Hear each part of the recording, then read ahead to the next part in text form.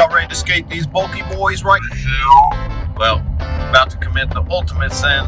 I think doing a kickflip in these is gonna hurt my heart more than anything, but I can't wait. They do feel bulky like an awesome 90s shoe I used to shred back in the day anyway. Everyone skated Jordans back in the day at least once. Decided to try these things out. I know all the sneakerheads are tripping, like myself. Why would you do this? I don't know. Thanks to my wife. Yeah, here we go.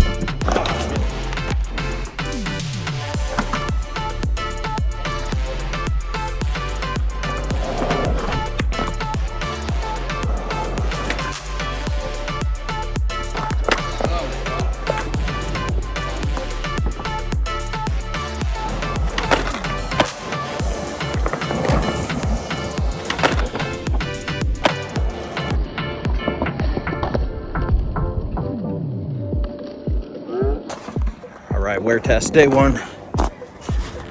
These boys look pretty fucking good still. Little action right there.